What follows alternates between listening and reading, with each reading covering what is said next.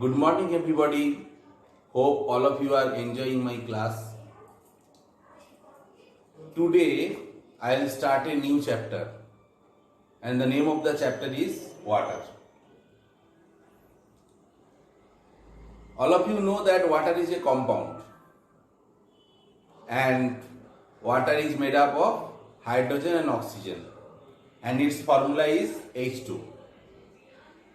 During formation of Earth, thousands of millions of years ago, there was water vapors in the gaseous state.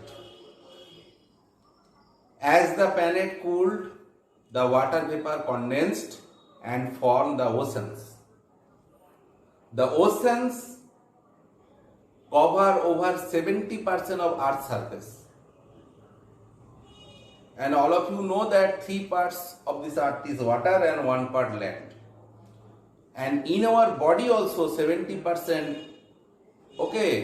is composed of water.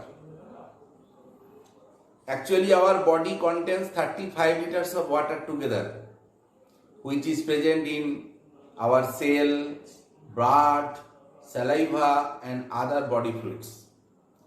Out of 70% of water of this earth, only 2.5% of water makes up the world supply of fresh water, including the frozen water in polar ice caps and glaciers. So hope you can understand that how little water we are using if we consider the total amount of water. Next we will discuss the physical properties of water.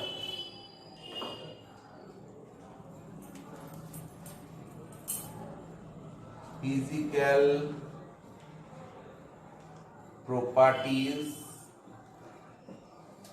of water. First we can tell that nature. All of you know that water is a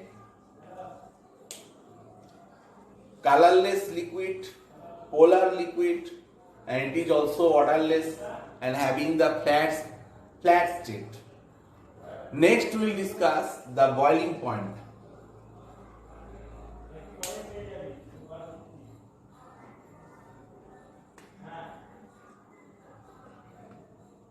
Next we will discuss the boiling point.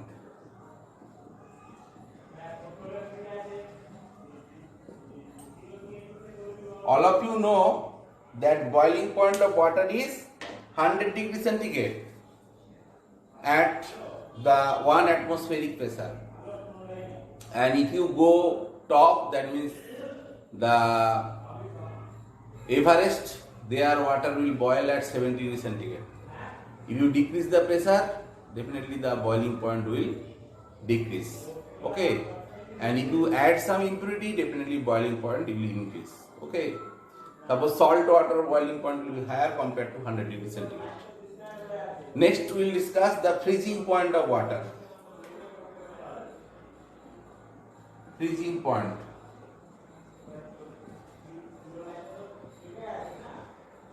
Now what is the freezing point of water? All of you know it is 0 degrees centigrade or 273 Kelvin under normal pressure.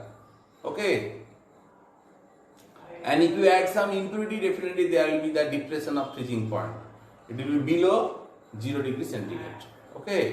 So in case of boiling point, if you add impurity, there will be elevation of boiling point will increase.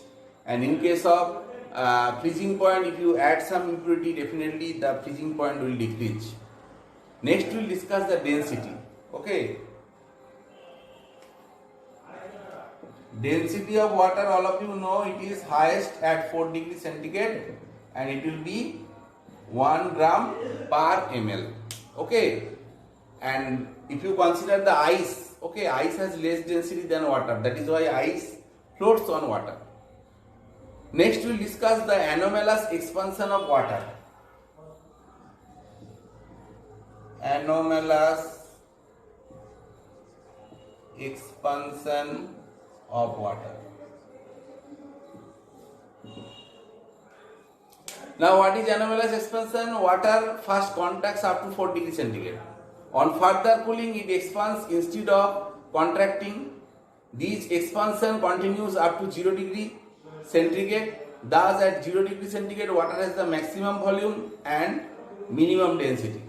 On heating the water, it contracts instead of expanding, and the contraction takes place up to 4 degrees centigrade. Thus, at 4 degrees centigrade, pure water has minimum volume and maximum density. And the application of this anomalous expansion of water, that in the colder region, okay, in the lakes, above will be the ice and below there will be water.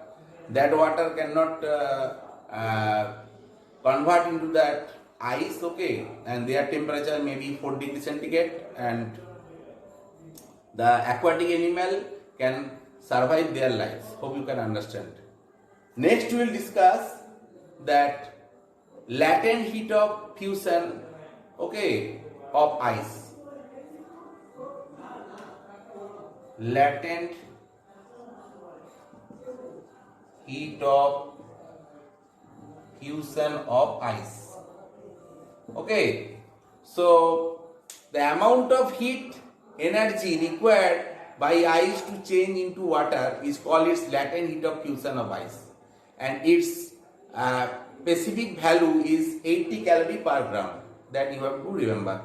Next we will discuss the latent heat of vaporization of water. Latent heat of vaporization of water. Okay, so the energy required to change water into its vapor at its boiling point, okay, without any change in temperature is called latent heat of vaporization of water, and its specific value is 540 calorie per gram. Okay, next we will discuss that specific heat capacity of water. Specific heat capacity. Specific heat capacity of water, it has been found that 1 gram water when heated to 1 degree centigrade always absorb 4.2 joule of heat energy, and the fixed amount of heat absorbed by 1 gram of water when heated to 1 degree centigrade is called the specific heat capacity. That is why we are using water in hot bath, okay, because it can easily absorb heat, and the temperature will not easily drop, okay. As well as in ice, that means cold water, also we are using this thing, okay. Next we will discuss that water as a solvent. Better we can say that water as a universal solvent.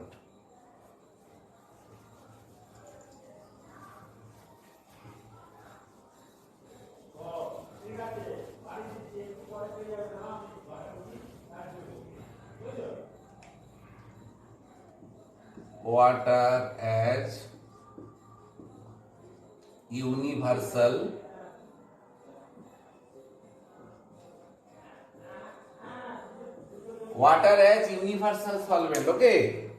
Actually water is a very good solvent and it can dissolve, okay, different types of compound. Water has very high dielectric constant, near about 82, okay, and it can dissolve the ionic compounds, okay. It can also dissolve the covalent compounds, okay. So different types of compounds you can dissolve in water. That is why this water is called as universal solvent. Hope you can understand. And substances that are apparently insoluble in water, okay, actually dissolves in traces amount, okay, inside the water, okay, or into water. Even if you put water in glass, okay, a very less amount of glass, okay, very less amount will dissolve, okay, in water. And for this reason we observe some etching on the glass surface if we keep water inside the glass for a long time. And air is also dissolved in the natural sources of water like oxygen, nitrogen, but oxygen is more soluble in water compared to the nitrogen. Okay. Next we will discuss the importance of air dissolved in water. Marine life like fish, okay, generally use the oxygen dissolved in water. Okay, so aquatic animals can survive their lives, okay, as oxygen, okay, is dissolving in water, as well as plants are there, aquatic plants, okay, they also need oxygen, and this carbon dioxide gas also may be dissolved in water, okay, that may form carbonic acid, okay, and this carbon dioxide gas also plant can take for photosynthesis process. Now this carbon dioxide dissolved in water reacts with the limestone, okay, to form calcium bicarbonate. So that is why there is importance of air when it is dissolved in water. Hope you can understand. Next we will discuss another important thing, that is called solution.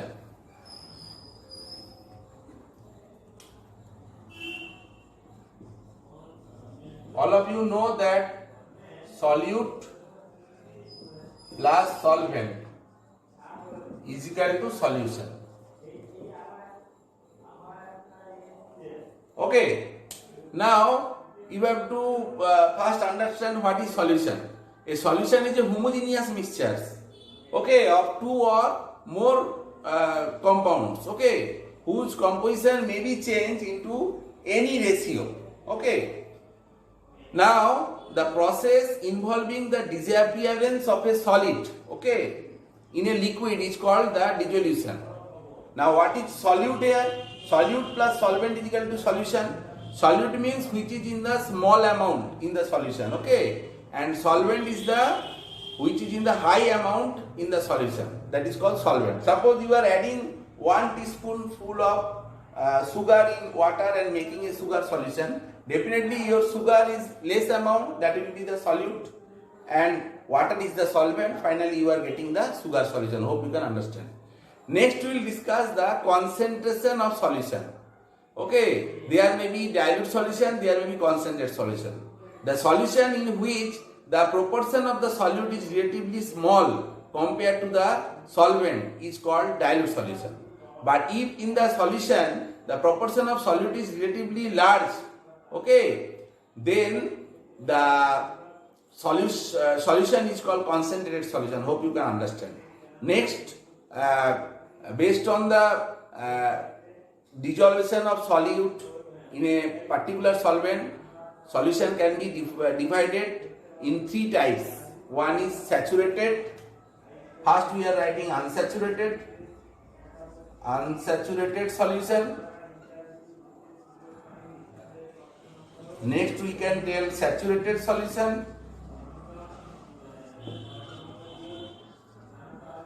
and third we can tell that supersaturated solution.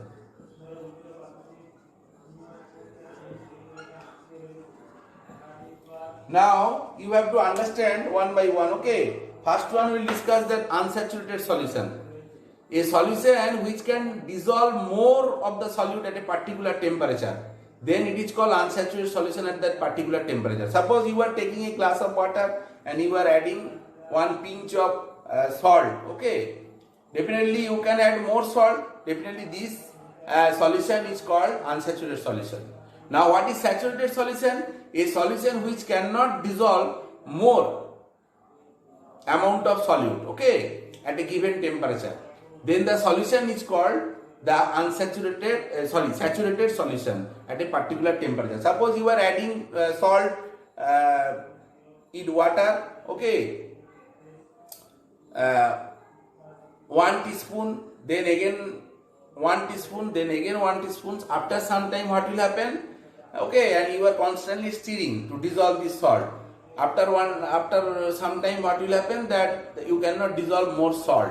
That salt will be that sedimented or will remain in the bottom of the solution. Okay, that means this solution cannot take more solute at that particular temperature. This solution is called saturated solution. Hope you can understand.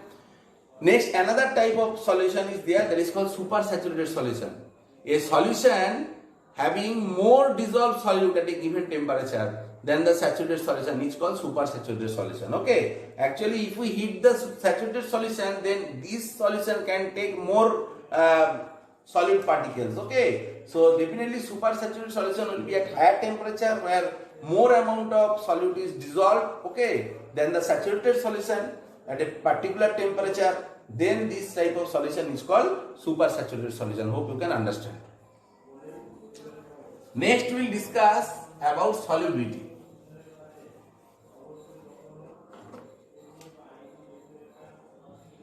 Solubility.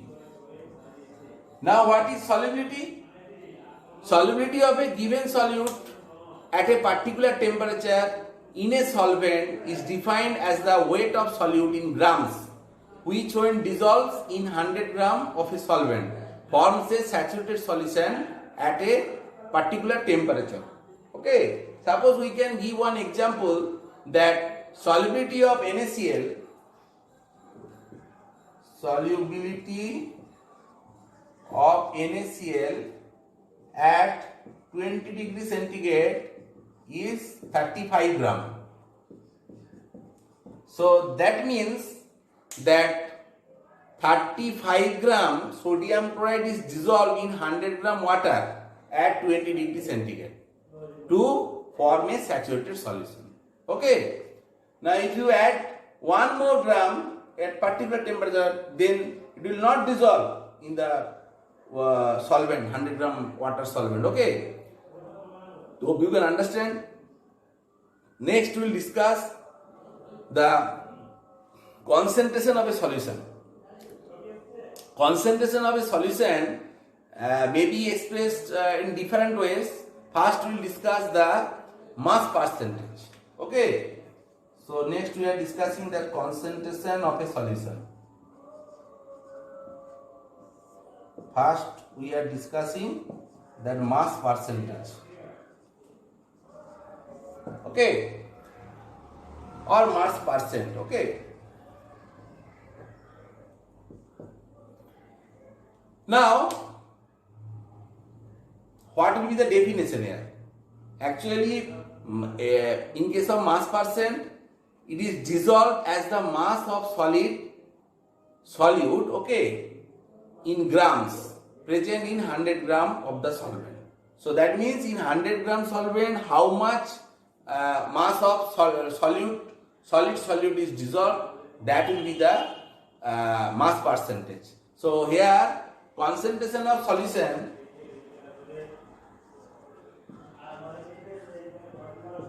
that will be the what? Mass of solute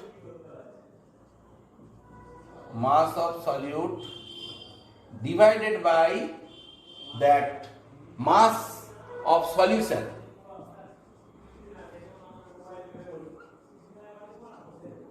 into 100. Hope you can understand what I am telling. Suppose we can take one example. If 20 gram NaCl is added to 80 gram water. So what we are doing, 20 gram NaCl we are adding to 80 gram water. So in this case you have to find out that mass percent or percentage, anything you can tell. So here mass of solute is 20 gram and mass of solution means mass of solute plus mass of solvent. So 20 plus 80 into 100%. So definitely 20 plus 80 means 100 will cut, you will get 20%. So in this way you can easily find out the concentration of a solution.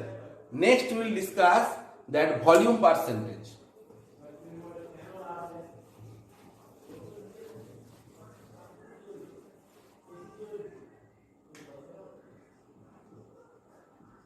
Volume percent.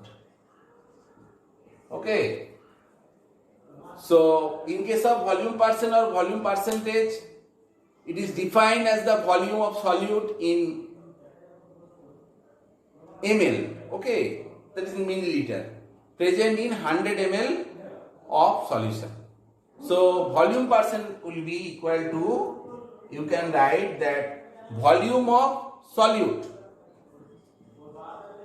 Volume of solute divided by volume of solution into 100. Now here also we can give one example that 10 ml alcohol, that is methanol, is added to 90 ml water. So in this case, okay, what will be your volume percentage? So volume percentage will be, that means methanol is 10 and volume of solution 10 plus 90 into 100%. So this will 100, so only 10%. So from here you can tell that the volume percent is 10%. Okay, when we are adding 10 ml of methyl alcohol to 90 ml of water. But whatever discussed the solubility, so in case of solubility, the amount of solute that dissolves in 100 gram of solvent to form a saturated solution at a particular temperature is called its solubility. Hope you can understand. And today up to this, and next day we will discuss the factors affecting the solubility, okay, of a solution. So today up to this, thank you.